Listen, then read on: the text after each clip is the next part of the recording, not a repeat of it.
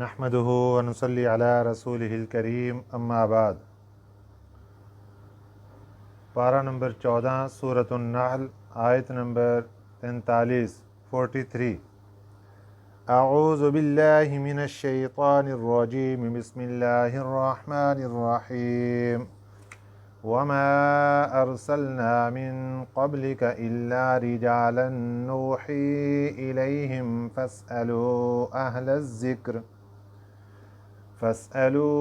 أهل الذكر إن كنتم لا تعلمون بالبينات والزبر وأنزلنا إليك الذكر لتبين للناس ما نزل إليهم ولعلهم يتفكرون صدق اللہ العظیم۔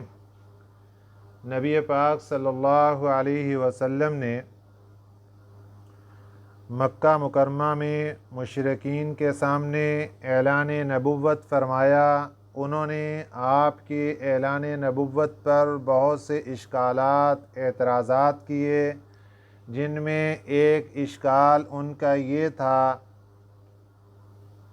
کہ آپ انسان ہو کر، بشر ہو کر نبی بن کے آئے ہیں، کوئی فرشتہ نبی ہونا چاہیے تھا۔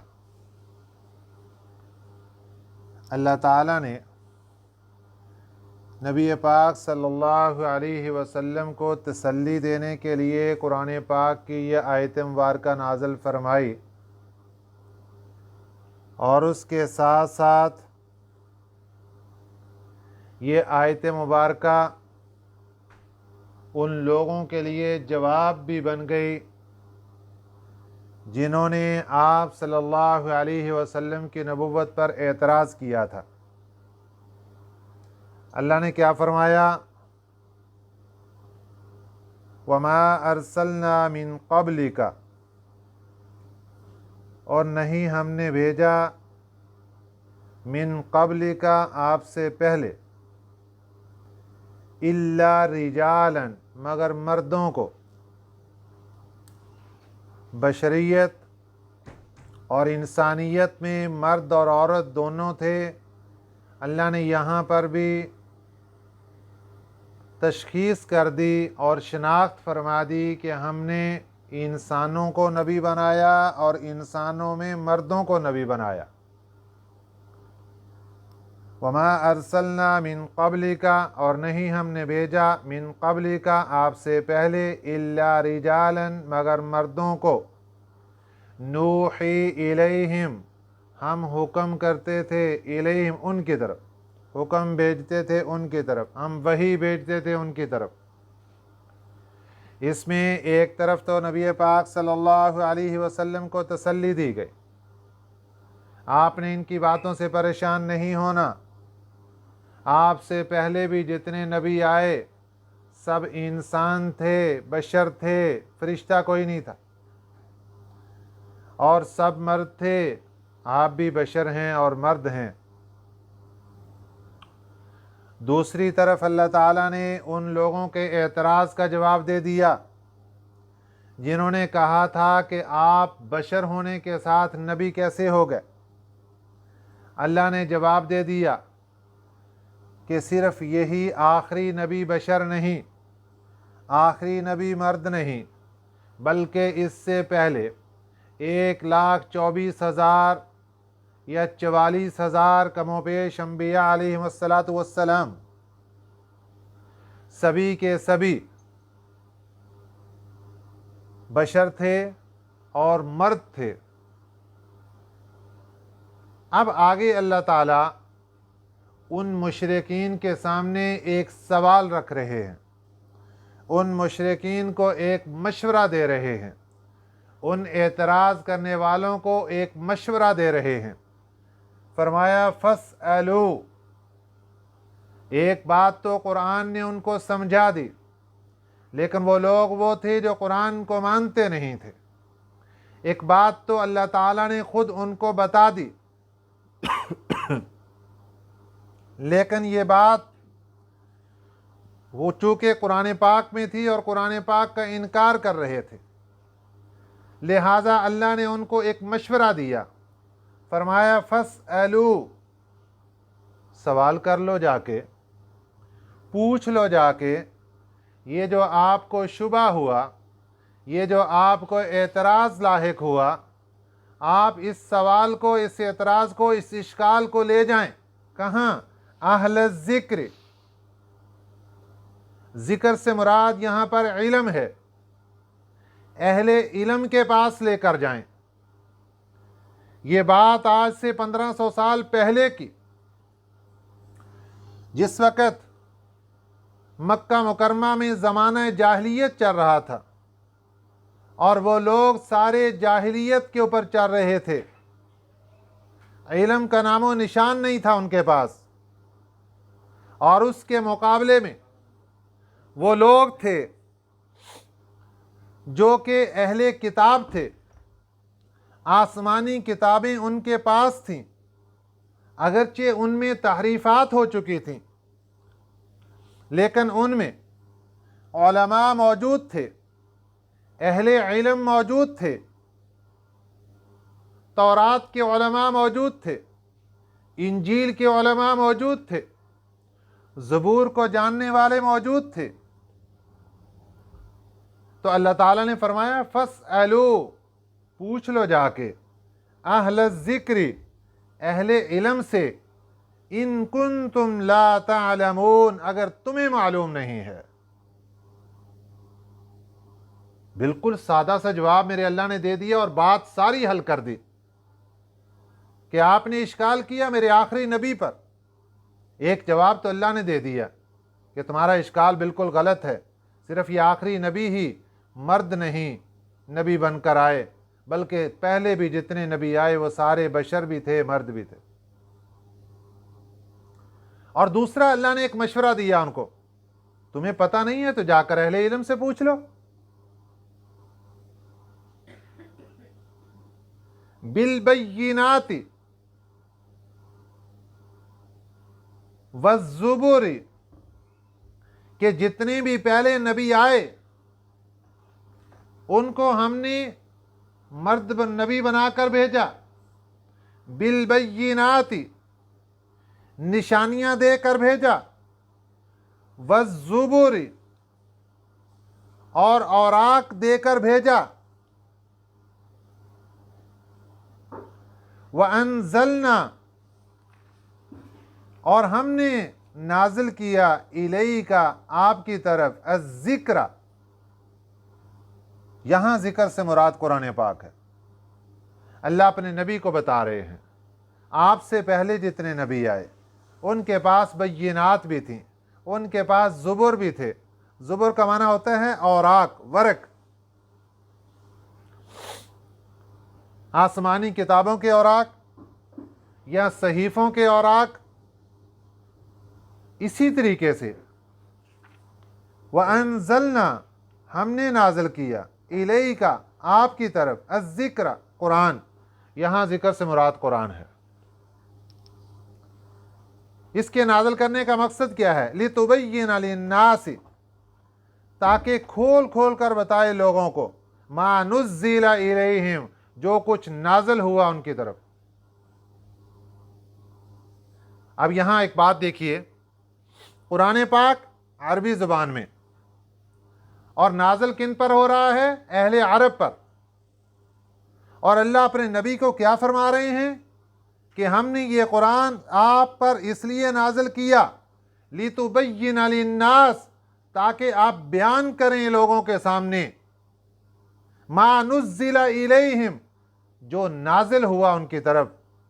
معلوم ہوا کہ قرآن پاک، اس کا بیان، اس کی تفسیر عرب کے لوگوں کے لیے بھی ضروری تھی، حالانکہ وہ اہل عرب تھے اور قرآن بھی عربی زبان میں تھا۔ اور پھر اللہ اپنے نبی کو بتا رہے ہیں کہ آپ کو ہم قرآن پاک دے رہے ہیں، آپ ان کو سمجھائیں قرآن کیا کیا رہا ہے، قرآن کا بیان کیا ہے، قرآن کی تفسیر کیا ہے۔ تو جب اہل عرب کے لیے कुरान पाक का बयान ज़रूरी था तो अजम के लिए क्यों ज़रूरी नहीं होगा, गैर ज़ुबान वाले के लिए क्यों ज़रूरी नहीं होगा। इसलिए ये कहना गलत है, हम कुरान को खुद ही समझ लेंगे। कुरान पाक अल्लाह ने अपने नबी सल्लल्लाहु अलैहि वसल्लम की ड्यूटी लगाई, आप समझाएं इनको। और अब हमारे नबी सल्लल्लाहु अलैहि वसल्लम ने इरशाद फरमा दिया, अल उलमा वरसतुल अंबिया, उलमा अंबिया के वारिस हैं, तो नबी के वारिस उलमा हैं। अब उलमा समझाएंगे कुरान पाक को कि कुरान पाक क्या कह रहा है। लितुबय्यिन लिन्नासी मा नुज़्ज़िला इलैहिम, ताकि आप बयान करें लोगों के सामने मा नुज़्ज़िला इलैहिम, जो कुछ नाज़िल हुआ इनकी तरफ। वलअल्लहुम यतफक्करून, और ताकि वो गौर करें, गौर व फिक्र करें इसमें। जब कुरान पाक का बयान सामने आएगा, कुरान पाक का अंदाज सामने आएगा, कुरान पाक का कौल सामने आएगा, कुरान पाक का कहना सामने आएगा, तो फिर इंसान गौर व फिक्र करेगा कि मैं कहाँ खड़ा हूँ और कुरान क्या कह रहा है। तो हमारे सबक के शुरू में अल्लाह ताला ने क्या फरमा दिया, क्या मक्के वालों, तुम्हें मसला पता नहीं है तो जाओ जाकर अहले इल्म से पूछ लो। अब यहाँ पर एक देखें, आज हम बैठ के सोचते हैं कि नबी पाक सल्लल्लाहु अलैहि वसल्लम इस कायनात के दूल्हा हैं, सारी निशानियां मक्के वालों को दिखा रहे हैं, और फिर भी उनकी समझ में नहीं आ रहा। और फिर अल्लाह उनको कह रहे हैं कि तुम्हें खुद समझ नहीं आ रहा तो अहले इल्म से जाकर पूछ लो, तुम्हें कोई पता चल जाएगा। और इसके बाद मुफस्सिरीन इकराम फरमाते हैं कि ये लोग, इन्होंने अपना एक वफद भेजा मदीना तैयबा के यहूदियों के पास कि बताओ कि जो पहले जितने नबी आए थे, पहली आसमानी किताबों में क्या लिखा है, वो सारे मर्द ही नबी बनकर आए थे। उन्होंने कहा हाँ बिल्कुल ऐसे ही लिखा है कि सारे मर्द ही नबी बनकर आए थे। और आज के ज़माने में इस वक्त अहम तरीन मसला हमारे सामने मसला फ़लस्तीन है, जो कि बहुत से लोगों को अभी तक समझ नहीं आ रहा कि हमने क्या करना है। फ़लस्तीन में मुसलमान हैं और कुरान पाक ने कहा इन्नमल मुमिनून इख्वतुन, ईमान वाले भाई भाई हैं। पता चला कि वो मुसलमान होने के नाते हमारे भाई हैं। मेरे आका सल्लल्लाहु अलैहि वसल्लम ने इरशाद फरमाया कि मुसलमान सारे के सारे एक जिस्म की मानद हैं। अगर आंख को तकलीफ होती तो पूरे जिस्म को तकलीफ होती, जिस्म के किसी हिस्से को तकलीफ होती तो पूरे जिस्म को तकलीफ होती है। आज अगर इंसान की आंख में तकलीफ है तो पाँव को भी तकलीफ शुरू होती है कि मैं जल्दी से इलाज कराऊं, आंख को तकलीफ क्यों हो रही है। दर्द पाँव में हो रहा है और आंखों से आंसू आते हैं, तो बंदा सवाल करे आंखों से कि तुम्हें क्या मसला है। तकलीफ तो पाँव को हो रही है, चोट पाँव को लगी है, जख्म पाँव को लगा है, खून पाँव का निकल रहा है, तुम्हें क्या तकलीफ है।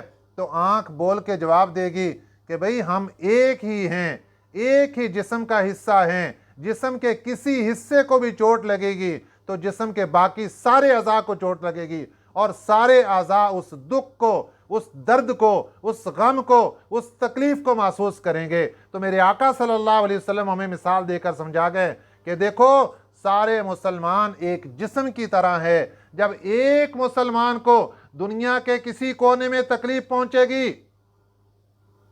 दूसरा मुसलमान बैठा हुआ सुकून महसूस नहीं करेगा, बल्कि उसको यूं ही दुख और दर्द और गम और तकलीफ उसको होनी चाहिए। जैसे जिस्म के एक हिस्से को तकलीफ होती तो दूसरा हिस्सा उसको तकलीफ को महसूस करता है। और इसके साथ साथ इस वक्त उलमाए इकराम ने यह फतवा जारी कर दिया है कि जिहाद फर्ज हो चुका है। अब हमारे सामने बात भी आ चुकी, लेकिन हमें समझ नहीं आ रही। तो कुरान पाक ने क्या फैसला दिया कि जब कोई बात समझ ना आए तो अहले इल्म की तरफ रजू करो, अहले इल्म के पास जाओ, खुद अपनी अकल के घोड़े ना दौड़ाओ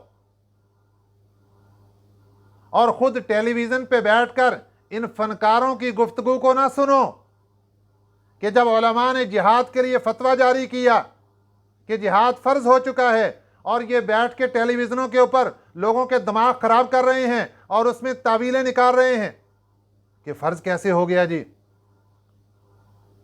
और उलमा इकराम ने कहा कि बाइकाट कर दो, इनका यहूदी मसनूआत का बाइकाट कर दो। कहते हैं हमें क्या फायदा होगा, उनको इससे क्या फायदा होगा।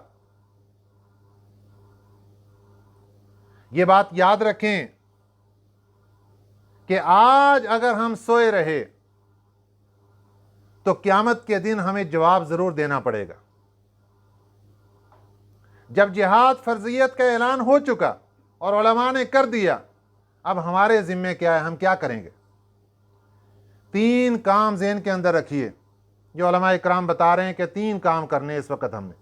सबसे पहला काम, इन फ़लस्तीन मुसलमानों के लिए दुआ कीजिए और खूब गिड़गिड़ा के दुआ कीजिए, दिन रात दुआ कीजिए, 5 नमाजों में दुआ कीजिए कि ऐ अल्लाह रहम फरमा दीजिए, ऐ अल्लाह रहमत फरमा दीजिए।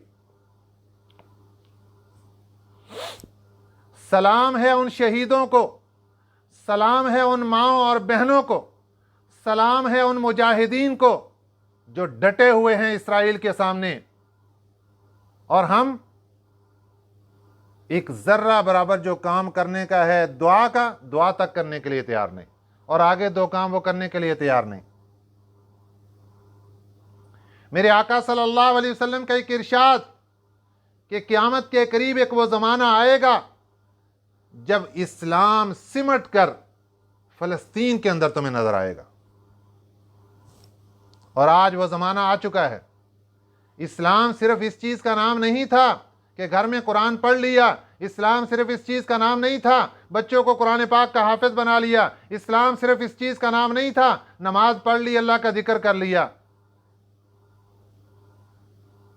ये चीज़ें इस्लाम के अंदर ज़रूरी हैं, लेकिन वक़्त का तकाजा क्या था, वो उन लोगों ने करके दिखाया कि बैतुल मुक़द्दस मस्जिद अक्सा की तरफ अगर गैर ने आंख उठाई है, उन लोगों ने जाने भी कुर्बान कर दिए, घर भी कुर्बान कर दिए, सब कुछ दाव पे लगा दिया, लेकिन आज भी डट कर खड़े हैं और अपना ईमान दिखा रहे हैं। उनके ईमान को भी सलाम, उनकी शहादतों को भी सलाम, उनकी जुर्रत को भी सलाम, और उनकी एक एक चीज़ को आज हर मुसलमान को चाहिए कि सलामी पेश करे। इंसान के अंदर जो ईमान है ये एक रोशनी है।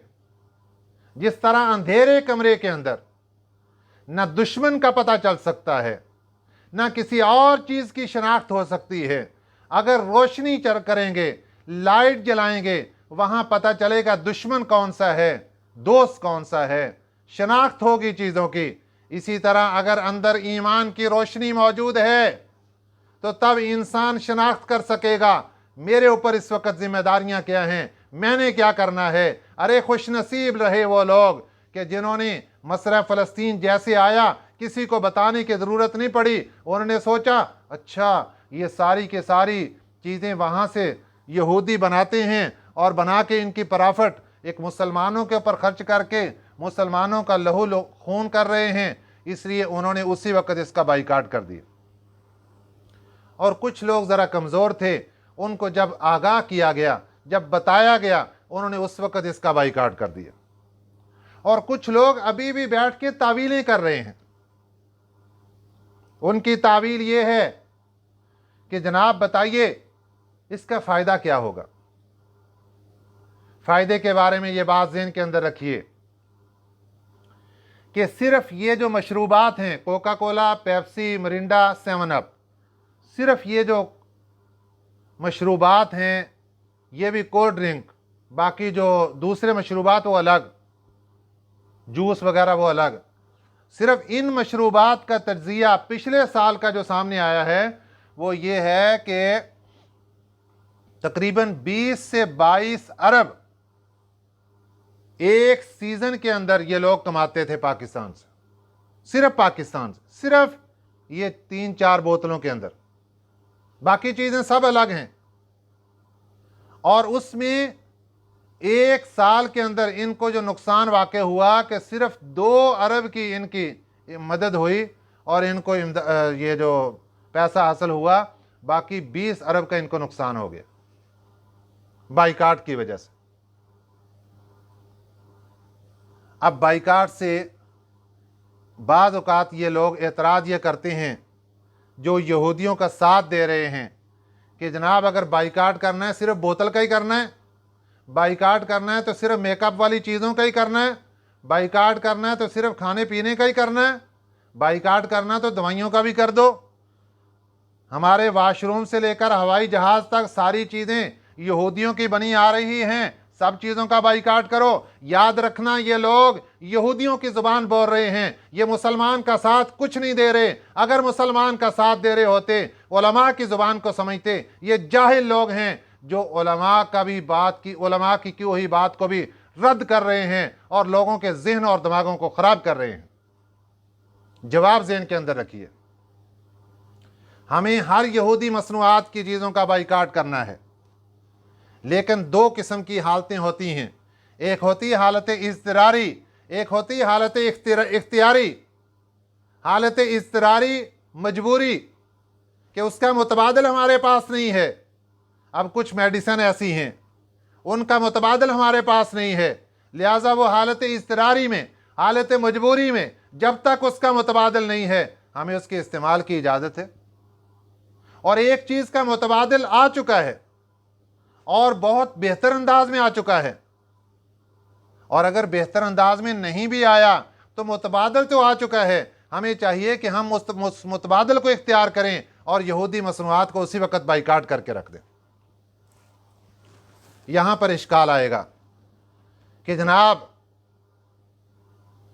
इनके जो क्वालिटी है उसके अंदर कमी है, वो क्वालिटी जो उन लोगों की है, उनके ब्रांड की है, वो पाकिस्तानी चीज़ों के अंदर नहीं है। तो याद रखना कि खाने की चीज़ों में लज्जत लेते हो, पीने की चीज़ों में लज्जत लेते हो, ये ज़ुबान की लज्जत के लिए पैसे जमा करवा रहे हो यहूदियों को। ये जो हम जहाँ पे चीज़ें खरीदते हैं ये सारा पैसा इकट्ठा होकर यहूदियों के पास जा रहा है और उन पैसों के ज़रिए से वो गोला बारूद और असलहा ख़रीद कर मुसलमानों के ऊपर चला रहे हैं, बच्चों को ज़िबा करी जा रहे हैं, क्या कुछ कर रहे हैं, वो सारा मीडिया आपके सामने। गोया कि आज जिस मुसलमान ने अपने घर के अंदर इन मसनूआत में से कोई चीज़ लेकर आए, अगर वो मशरूबात है, गोया कि वो फ़लस्तीनी बच्चों का खून पी रहा है। अगर खाने की चीज़ें हैं, फ़लस्तीनी बच्चों का गोश्त खा रहा है वो बंदा।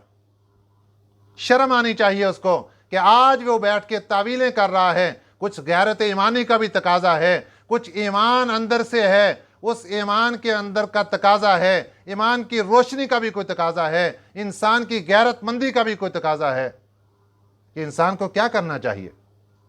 आपके मोहल्ले के अंदर एक दुकान हो और वो दुकान उस कातिल की हो, उस दुश्मन की हो जिसने आपके भाई को कत्ल कर दिया, जिसने आपके बेटे को कत्ल कर दिया, जिसने आपकी बहन को कत्ल कर दिया, और उसकी दुकान पर चीज़ें बड़ी मज़ेदार हैं।